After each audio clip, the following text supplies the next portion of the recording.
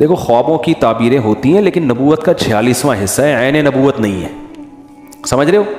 اچھا خواب جو سچے ہوتے ہیں نا, انسان کو خود احساس ہو جاتا ہے کہ یہ خواب جھوٹا نہیں ہے, وہ خود قدرت کی طرف سے انسان کو نا ایک سگنل ملتا ہے کہ یار یہ کچھ غیر معمولی خواب آیا ہے میری زندگی میں, مجھے چند خواب آئے ہیں, جاگتے ہی مجھے احساس ہوا تھا کہ یہ مجھے لگتا ہے کہ یہ سچا خواب ہے, اور الحمدللہ وہ یعنی ہمیں نظر بھی آیا کہ پورے ہوتے ہوئے نظر آئے وہ خواب. تو یہ انسان کے لاشعور میں ایک بات بیٹھ جاتی ہے کہ یار یہ مجھے جھوٹا نہیں لگ رہا.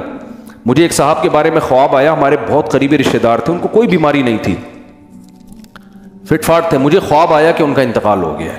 اب ویسے تو زندہ آدمی کے بارے میں لوگوں کو خواب آ رہا ہوتا ہے انتقال ہو گیا, لیکن اس کا انتقال ہو جاتا ہے خواب دیکھنے والے کا, وہ نہیں مرا ہوتا. اس سے بہت لوگ آپ کو ہمیں بھی آئے ہیں ایسے لوگوں کے بارے میں انتقال آیا 20 سال پہلے آیا تھا, اب تک وہ الحمدللہ زندہ ہے, اور لگتا نہیں ہے کہ اگلے 20 سال تک بھی انتقال کا ان کا کوئی چانس ہے.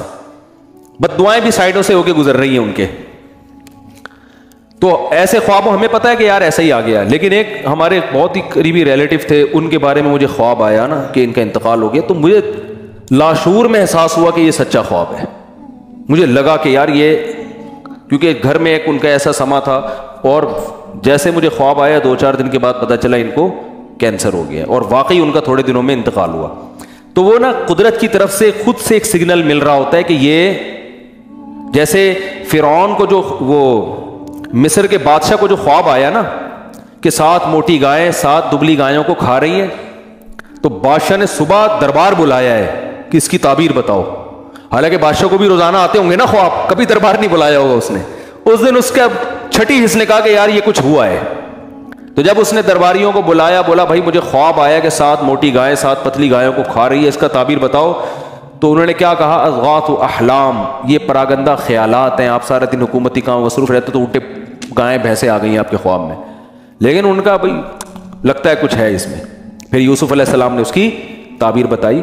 تو بعض دفعہ ایک تو ایسا نہیں ہوتا کہ جب بھی سو رہے ہیں خواب سچا ہی آئے گا, بعض دفعہ واقعی وہ سچا ہوتا ہے, اور اس میں انسان کو لاشعور میں ایک بات آتی ہے کہ یار یہ کچھ ہے اس میں حقیقت ہے. تو یہ اللہ ہی کی طرف سے ہوتا ہے.